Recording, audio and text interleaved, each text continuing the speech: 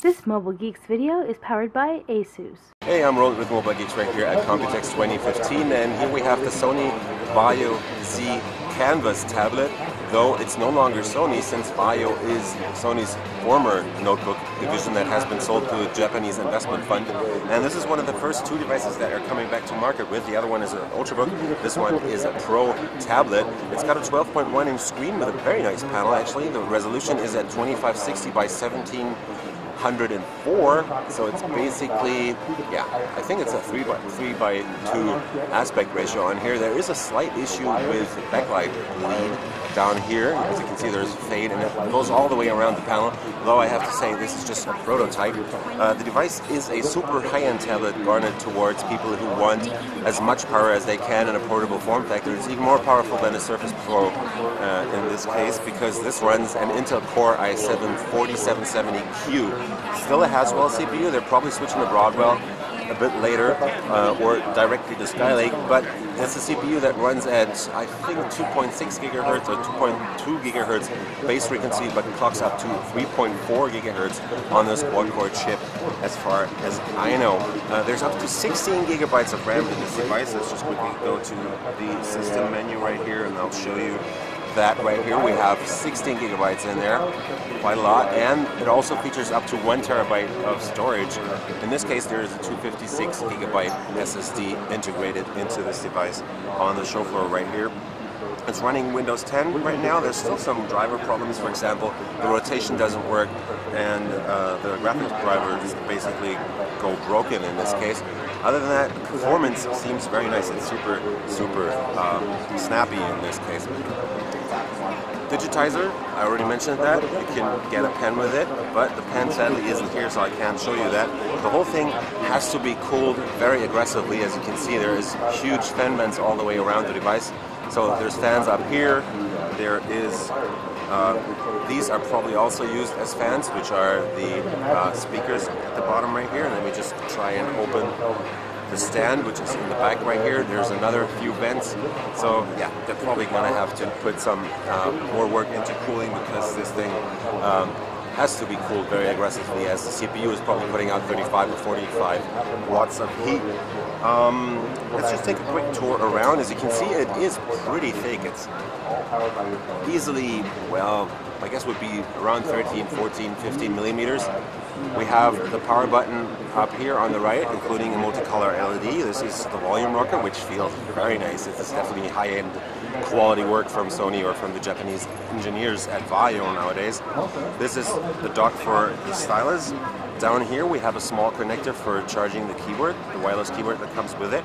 I'll show you that in a second. Down here we have the speaker outlets. There's one on the other side too.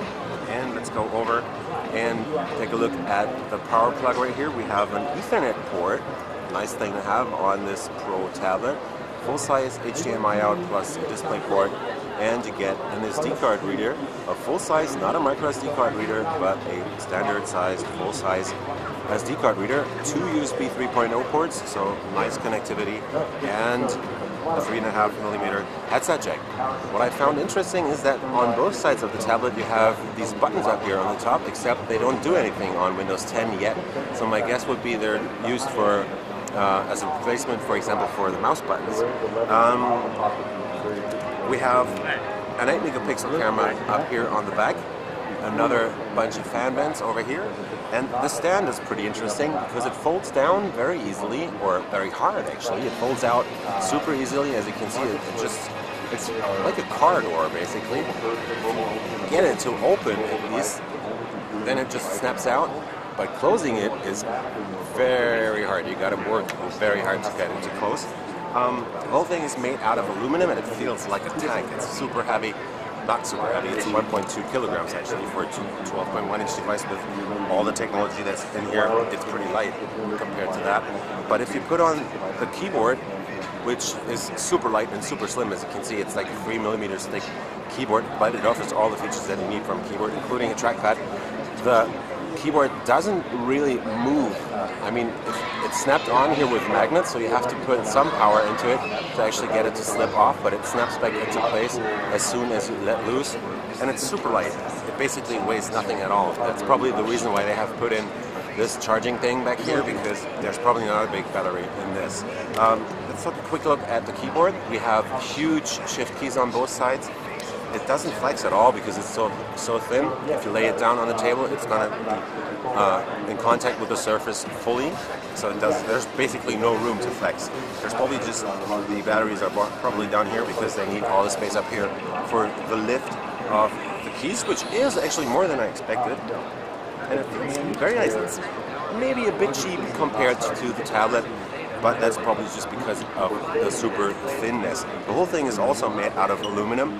Up here you have the ability to turn it off and on, and you can also turn off the trackpad. That is again the connector that is for charging it with this small port down here. Right next to that is a notification LED to let you know that the battery is running out.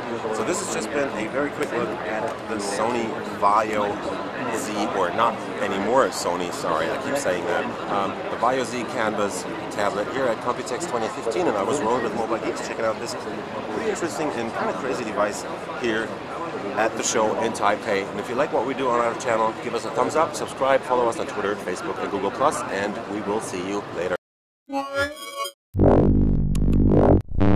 This Mobile Geeks video is powered by ASUS.